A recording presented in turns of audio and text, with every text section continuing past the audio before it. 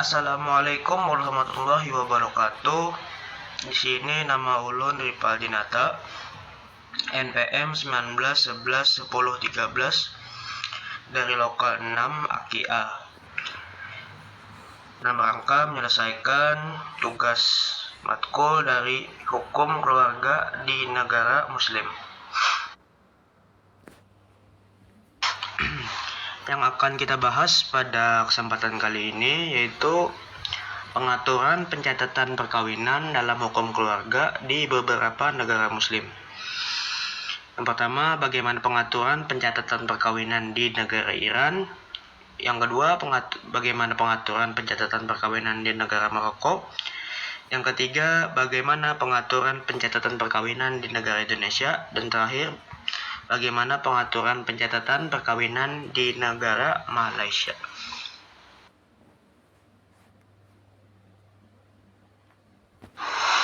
Ya, langsung pembahasan pertama yaitu pengaturan pencatatan perkawinan dengan negara Iran. Aturan mengenai keharusan mencatatkan perkawinan di negara Iran hanyalah bersifat administratif belaka. Hal ini dikarenakan tindakan pengabaian terhadap pencatatan perkawinan tidak mempengaruhi sahnya perkawinan, hanya saja akan mendapatkan sanksi hukum.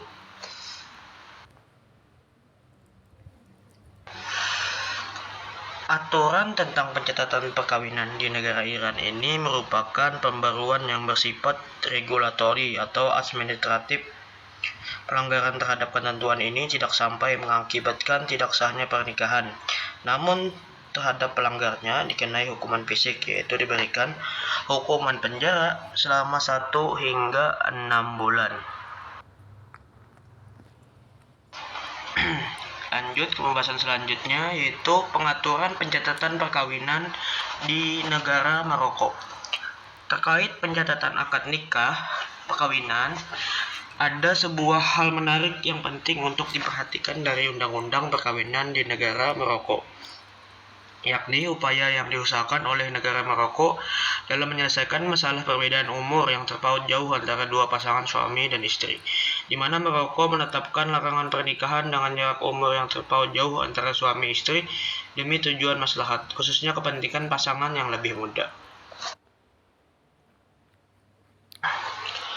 Dari ketentuan peraturan yang ada dalam Undang-Undang Maroko tentang kewajiban pencatatan perkawinan, tampak terlihat bahwa pada hakikatnya hal itu dimaksudkan sebagai tata tertib administrasi kenegaraan dan juga perlindungan hukum bagi masing-masing warga negaranya, agar asas legalitas dalam perkawinan bisa terjaga.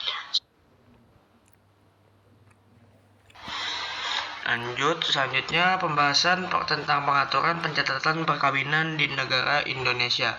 Di Indonesia, ketentuan mengenai pencatatan perkawinan secara umum diatur dalam Undang-Undang Nomor 1 Tahun 1974 pada pasal 2 ayat 2. Undang-undang tersebut dinyatakan bahwa tiap-tiap perkawinan dicatat menurut peraturan perundang-undangan yang berlaku.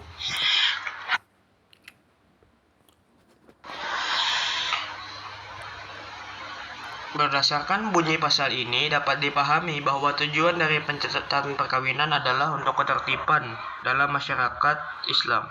Pencatatan itu sendiri harus dilangsungkan di hadapan dan di bawah pengawasan pegawai pencatat nikah. Implikasi dari perkawinan yang tidak dicatat menurut KHI adalah bahwa perkawinan tersebut tidak mempunyai kekuatan hukum. Artinya, segala akibat yang dilakukan dari perkawinan dihukum sesuai dengan peraturan perundang-undangan yang mengatur hak dan kewajiban dan implikasi dari sebuah perkawinan.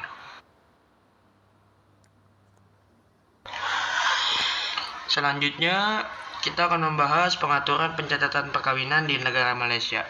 Pencatatan perkawinan di Malaysia merupakan suatu hal yang diwajibkan, walaupun masing-masing negara bagian di Malaysia mempunyai undang-undang tersendiri yang mengatur tentang administrasi hukum Islam.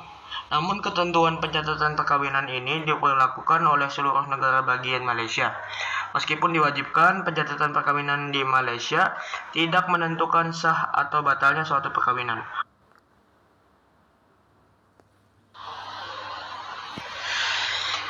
Undang-undang di Malaysia akan memberikan sanksi hukum atau penalti bagi mereka yang tidak mencatatkan perkawinannya.